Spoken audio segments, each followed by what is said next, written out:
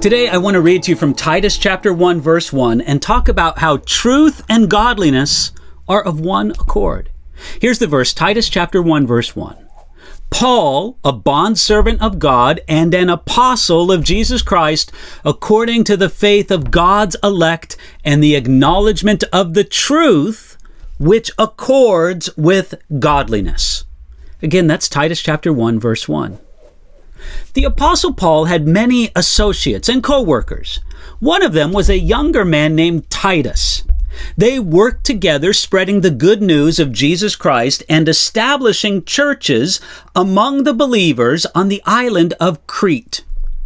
The day came when Paul had to leave, and Titus was left behind to continue that difficult work on the island of Crete. Paul wanted to instruct and encourage his young co-worker, so he wrote the letter that we call Titus to him.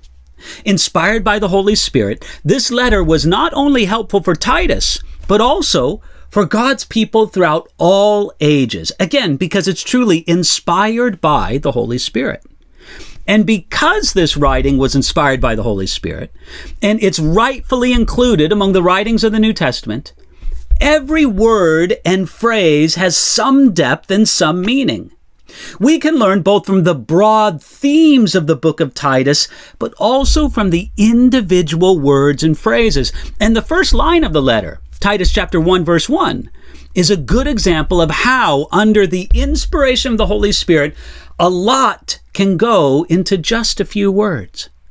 First, we see how Paul referred to himself both as a bond servant of God and an apostle of Jesus Christ. It's hard to think of a lower title than bondservant. You know, the original word not only speaks of a low slave, one Greek scholar called it the most abject servile term in use among the Greeks for a slave, but it was also the word for a slave by choice. Paul took glory in such a humble title. He was a willing servant, a slave of God.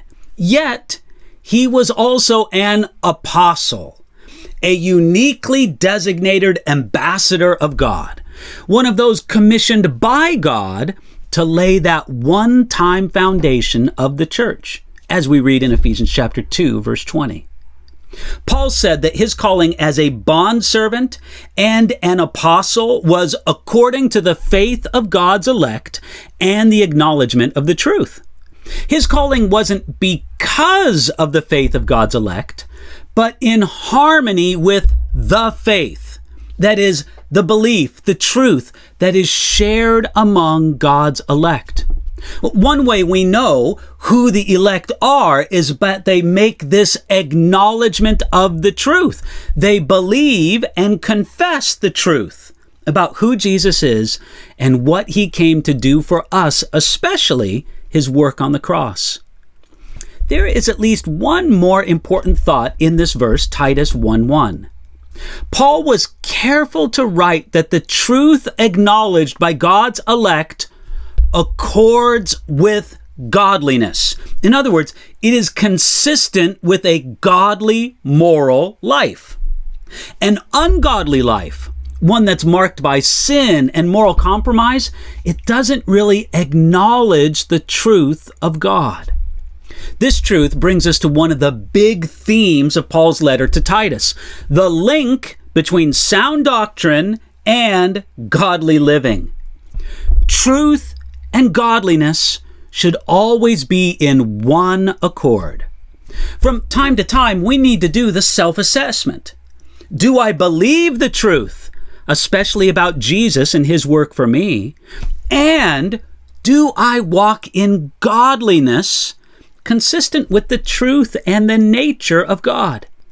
We must always remember that both of these are important and that there's a real connection between right belief and right living. I pray that both of those are true in your life today.